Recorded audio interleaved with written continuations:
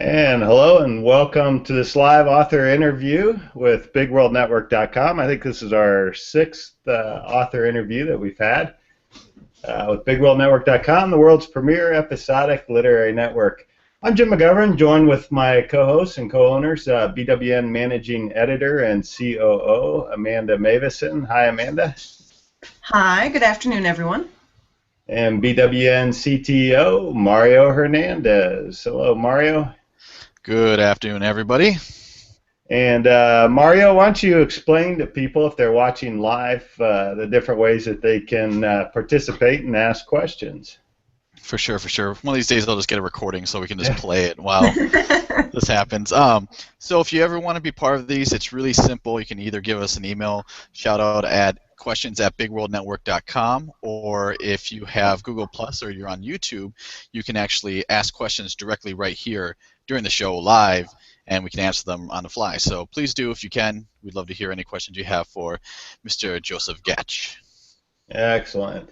And yeah, we're honored to have as our guest the one and only Joe Gatch, author of BWN books, The Adventures of Phineas Frakture, Steam Wars, co-author with Daniel Mitchell of Steam Sorcery, and he's also the author of the last Phineas series, Chaos Theory, and two current running series, The Pirates of Kilgore, and a follow-on to The Pirates of Kilgore. Anyhow, welcome, Joseph. Jeez, Joe, slow down. So much stuff. Thanks for joining us. Glad to be here. So you are a native Chicagoan, right? Yes, I am. Born and raised in Bolingbrook, Illinois. Yeah. And we've actually had actually all of us have met you, that was what, 2 years ago at Chicago Comic-Con, right? 2 or 3 years ago, now I forget, but yeah. It was about 2 years. 2013. Yeah, that was a lot of fun. So we were fortunate enough. You're one of the few BWN authors we've gotten to spend time with. So anyhow, your books, at least your first books, are of the steampunk genre. How did you first discover steampunk?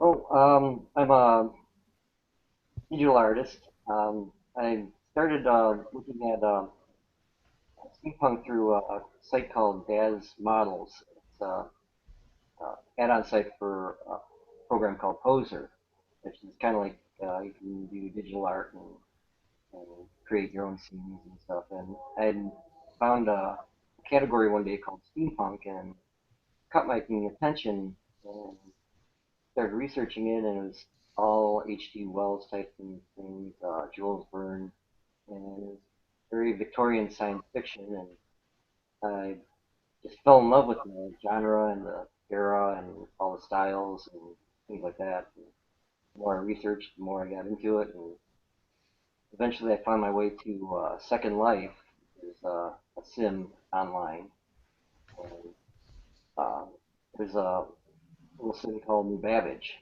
which is an awesome place with a lot of creators, builders, writers, artists, a huge community, wonderful group of people that you know, we basically just bounced ideas off of each other, and we role play and tell stories, and that was pretty much the beginning of Phineas Frakture. Yeah, very cool. Hey, you're a little bit hard to hear, by the way. Sorry. Maybe it's just that the three of us are so loud. That's probably true. I think that's more of it. Actually, we have a question regarding Second Life, and you kind of answered the first part of it.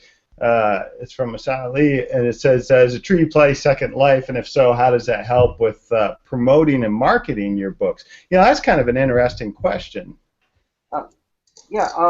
Like I said, it's a wonderful community that I had a book review there not too long ago after Phineas Frakture came out. And a lot of members got together and we discussed the book and they asked questions. And every time someone gets published like that, and not too many, but when something does, everyone just backs the author up, and they just promote it and just get it out there. So it's really a close-knit group of people. We just had another author self-publish, and she's doing awesome too with a children's steampunk book. That's definitely something interesting. You know, it's definitely an out-of-the-box sort of marketing thing, and definitely something authors need to look at more. I mean, there's so many different ways that you could promote your books and yourself as an author, as basically a self-published author. Very cool.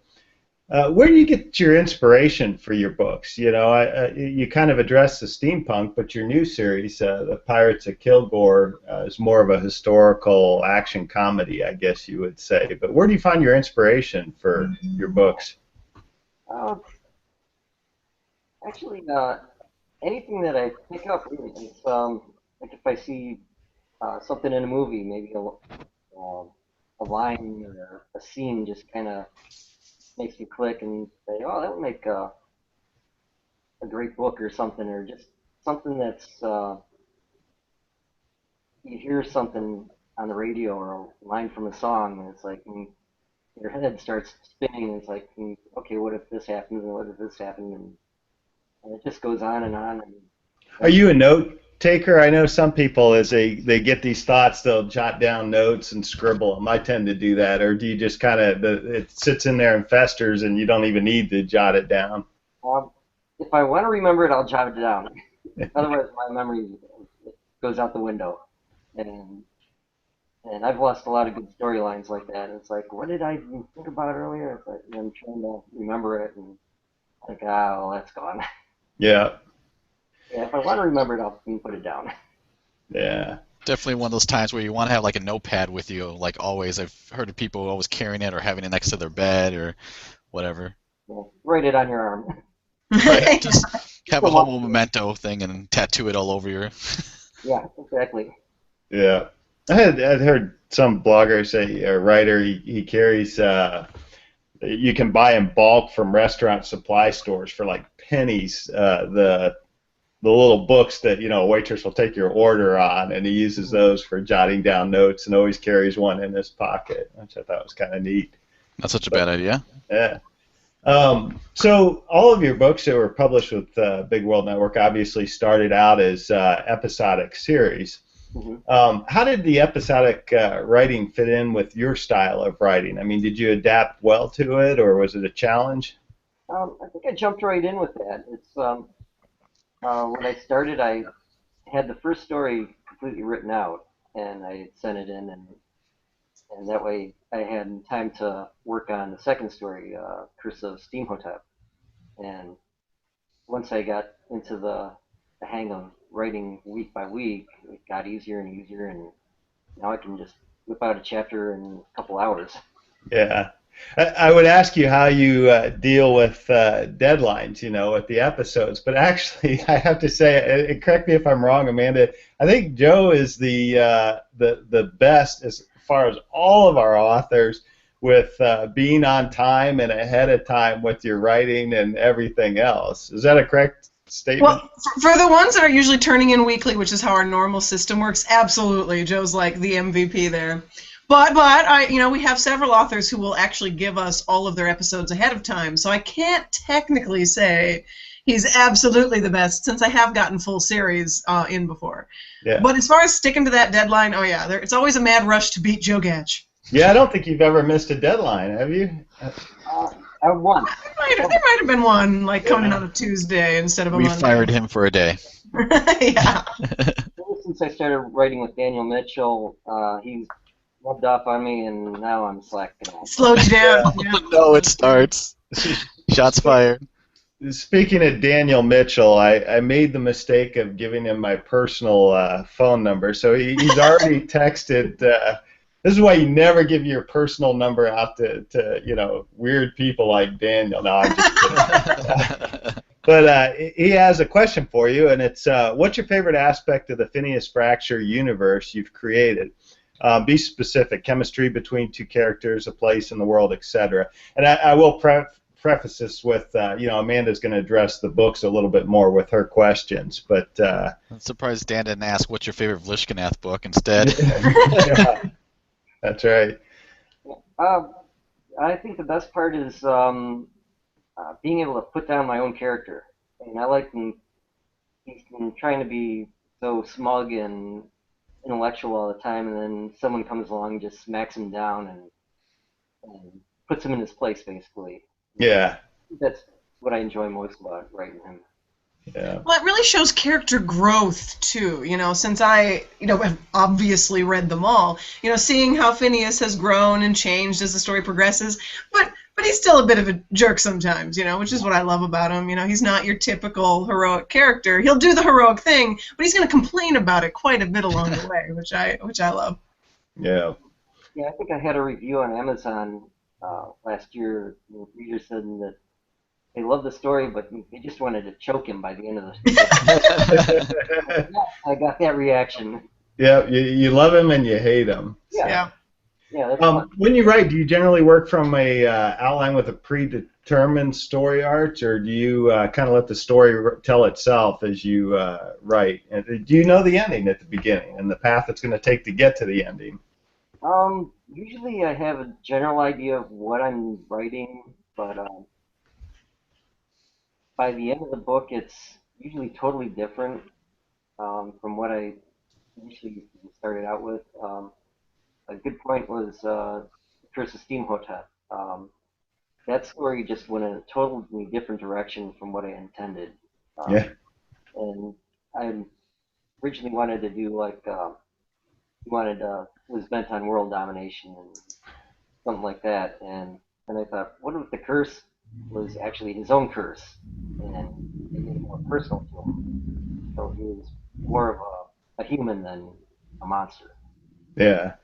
He was a sympathetic character, whereas, in some of the later stories, we do get the, yet another schmuck bent on world domination kind of storyline, right? But that's what was so great about it, is all the villains had very different nuances throughout. Yeah. Is there anything, like I said, you actually have a pretty good variety of writing now with the steampunk genre and, of course, your new series. Is there anything that you want to try writing in the future that you've never done before that appeals to you? I think the next project will probably go sci-fi. Yeah. I was debating on whether I wanted to do the Pirates of Kilgore. I had maybe 5 or 6 different stories of sci-fi that I wanted to do, and I was just going back and forth, like, do I want to do this? And finally I just went, I'll go with what I've enjoyed for so long. These stories were actually the first stories I ever wrote, and I finally decided I wanted to get those out there, and Yeah. the response to those. Did you write much as a kid? Nope. No, I was always the one that was sitting in the corner drawing pictures of Star Wars instead of writing anything. But definitely that has the same sort of, there's imagination going on there, so it's sort of the same kind of mindset, I think, as creating for writing. But anyhow, before I hand it over to Amanda to ask you a few questions, a reminder to everybody, if you have questions, you can ask them directly through Google Hangouts, or you can email them to questions@bigworldnetwork.com. We do have 2 small questions here for you, Joe, from people who want to know a few things kind of pertain to what we were talking about. Tan, actually, one of our other authors, she's got a question. She's like, yeah, right? Be scared. I would like to know a little bit about Joe's artwork. Does that inspire your writing, or is it the other way around, or is it both? Actually, I think the writing inspires my artwork. I've been wanting to do a series of drawings or paintings based on Phineas, and now that series is over, I think I'm gonna eventually jump into that. Sure, and I know you use Poser, which is a really cool program, and if no one's ever seen it or tried it, it's pretty intuitive, and you can just basically place characters and scenes, right? I mean, can you describe that a little bit? You get basic models of male, female, monsters, what have you, and It's basically a high-tech dress-up doll. And yeah, it's for grown-up kids, basically. Right. Change the background scenes, add ships, weapons, special effects, all types of things, and you can go into animation as well and create your own 3D movies. So it's a very fun program to. And actually, I have some of your images up here. I don't know if Mario, if you can bring that up, but let's see. It's kind of cool, like a submarine and being attacked by octopus there. Yeah, that happens. I'm very talented. Yeah, spoiler alerts, if you read the books, you'll recognize these scenes. Yeah. We got one more question, too, from Willow Wood. She's a writer and narrator, or editor, or all three. She asks, do you have a set amount of stories for Phineas in mind? Like, do you have planned a big arc of stories, or do you just keep finding out more things to write about, so you end up, so the end of his adventures is inconclusive, so you always have room to, to kind of write more? Right now, I only have plans for one more story, and that'll be at the end of Chaos Theory add-on. Otherwise, there's rumor of another Lishnigath Phineas crossover, but that's rumor. All right. So yeah, Amanda, if you got your questions, be my guest. Yeah, we've actually covered a lot about Phineas, especially with the artwork, because I wanted to bring that up too, because I really enjoy it. One of the things I really liked with your work is right before the Kilgore series started, you posted some for some of the pirates, like Teresa, who I really like. So actually, why don't we move on for you telling us a little bit more about the Kilgore series, since that one's new and currently running. We actually have the main series and then a mini-series, Incipiens, that is going along with it. Okay.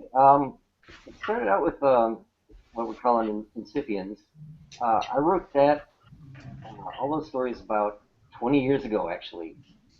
When I first started writing, those are actually the first stories I ever wrote. And I was really big into pirates back then, long before Pirates of the Caribbean and Jack Sparrow and all that. And I did a lot of research before the internet too. Well, because I think there's like one site on the internet about pirates. So all of my research went from books and things that I collected, and I just started writing a whole bunch of short stories. Thought about getting them published, but of course back then you needed an agent to get published, and of course those cost a small fortune, and I never went that way. So I've been sitting on my shelf for 20 years, and I'm glad that I kept them. And when it came time to finish up Phineas, I was thinking, I kept going back to the folder and looking at them, like, oh, these are actually pretty good.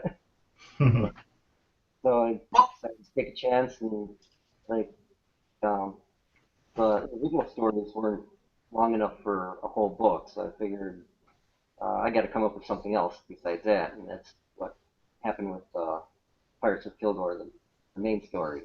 I just decided to throw them all together and create an adventure and try to get all that completed and see where that went. I think one thing I really... Oh, go ahead, Jim. I was going to say, I don't know if we actually said this, but the covers were designed by you, the art on them. And actually, in those as well, he has sort of story section images as well inside the book in black and white. That's really cool. I love showing those off when I show off these books, because those ones are really neat. I can show those. Yeah, keep talking. I'll find them. And then with Kilgore, again, those are both those series are running currently on the site. So if you go to bigworldnetwork.com, you can check those out. And actually, I wanted to turn to another question we got from Joseph Long. Do you have a ritual before you write, like having a glass of wine or a beer? If so, what is it? And is there? Oh, actually, he has a second question. I'm gonna save that for afterwards. So first, if you have a ritual. I usually entails waking up. Right. I write on Mondays, and those are my days off, and I work midnights. So I'm usually up around 4 or 5 in the morning, and that's when I do all my writing. I just go downstairs and start writing, and by 8 o'clock usually, it's first draft is hammered out, and I let it sit for a while and go back and edit and send it off. And so it's pretty much just waking up and writing.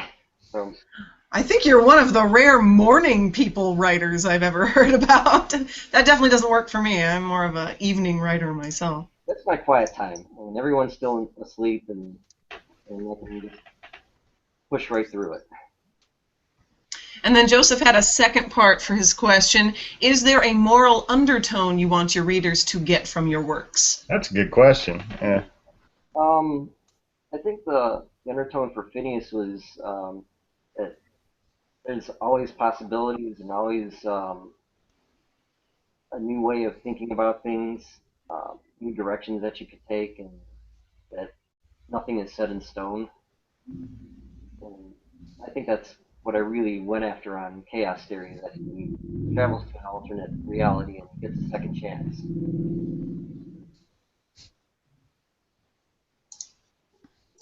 And then once again, for my part here, there's 2 Phineas books out currently. The original, The Adventures of Phineas Frakture. Then Steam Wars, which is the second book. Next, still coming, will be Chaos Theory, which caps off the series. And then again, with Daniel Mitchell, there's Steam and Sorcery, which is a BWN author collaboration crossover. And that one's great. And that just had a recent second installment, so that will have a second book eventually as well. And now Pirates of Kilgore, that is currently running on the main series page. So check all those out. And then I'll pass it to Mario to cover some of your websites and social links. Oh, yeah. Actually, right before that, we'll get one more question here from Dora Gonzalez. What is the process you go through to come up with titles for your books? Do you come up with the title first and then work the story around it, or do you have the story and then obviously work the title? Yeah, I think the title comes first. Of course, I have a general idea of what I'm going to write about, but I think putting that title out there is too much set the tone for the whole thing. Yeah, because a good title will catch, kind of like good art, you know. A good title will definitely grab someone's attention, you know.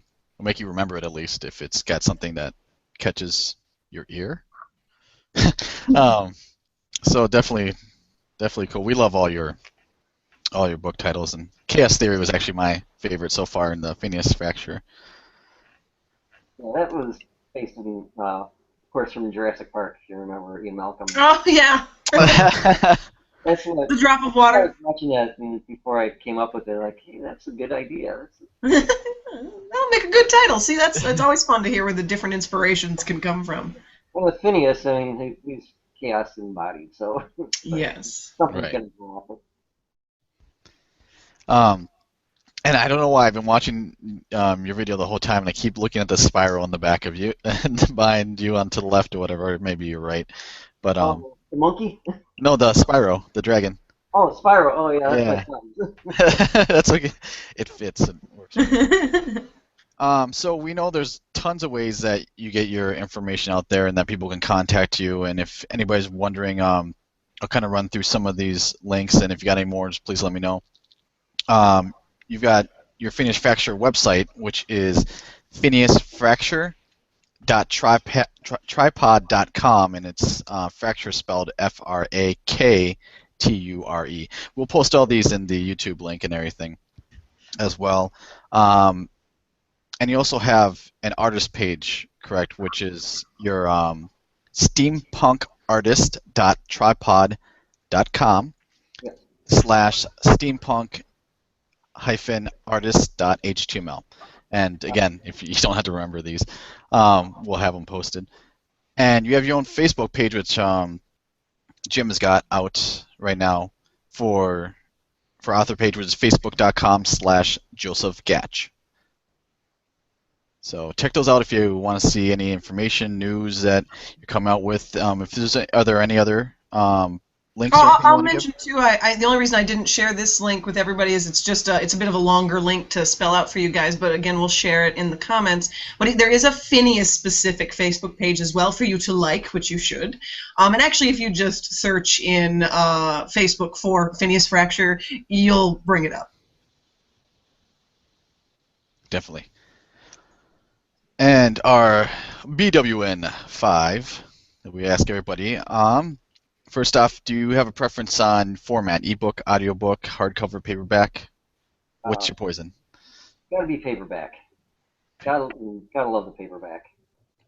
Right. Easy, convenient. Something you can hold and fold the corners down on, and yeah. You don't fold the corners down on books, Jim. What is wrong with you? Paperbacks, that's allowed. No. Wow. No. Yeah. You are no longer CEO. Do you have a favorite book or something that really inspired you to get started on all this? That's a tough question. Actually, I just started writing and I think I just wanted to tell a story and no real inspiration on how I got started, really. All right. And since you got a few books here, so you got some options for this next question. Would you live in any of your books? Any of the worlds that you've created? Visit, maybe, not live. I don't know. By the end, when Phineas is in a happier world, that one's not so bad. Not the one that gets destroyed, but the other world's not so bad. Yeah, at least the ones with indoor plumbing. That's true. Do there. Yeah, not so much the pirates. I don't know if I could do that either. Out there. Well, there's a whole ocean. What do you? No. Yeah, I think the indoor plumbing's a must. We're so babied by some of these things. Let's see. Who inspires you most in your life? Oh.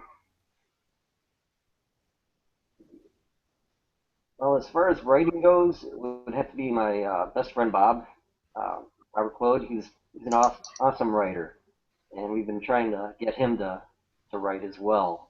And I keep telling him, send something in. And they'll take it. And, always available for submissions. So. Yeah. So if you're watching, you better get something in. We got the endorsement here.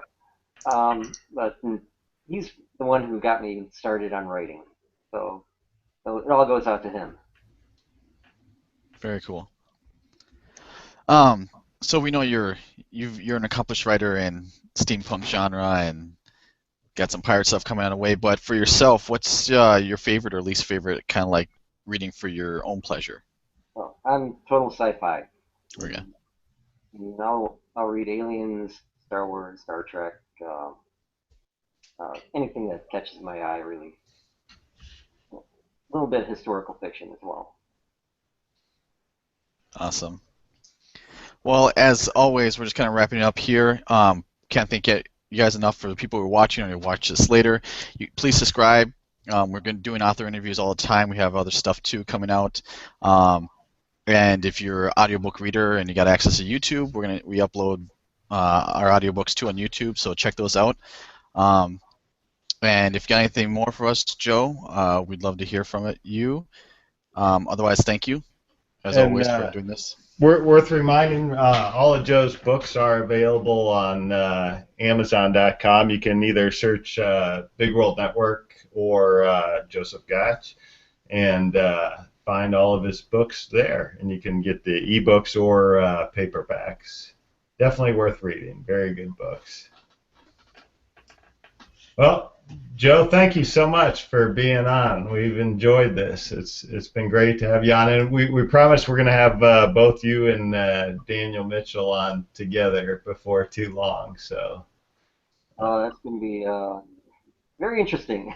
Maybe we don't want that one to be live. Let's think about this. Yeah, it might require some post production editing. So. Well, whose ego is going to fit biggest on the screen? Yeah. Oh, he texted one more question. He wanted to know if that was George Clooney on the interview. Yeah, that was him. Yeah. Joseph Gatch is his pen name. That's right. Yeah. Well, Joseph, thank you so much for being on. We've enjoyed it, and we look forward to the rest of the season of Pirates of Kilgore, and I'm sure we'll have you back on. Thank you for having me. It's fun. Thanks a lot, everyone. Take care. Have a good night, guys.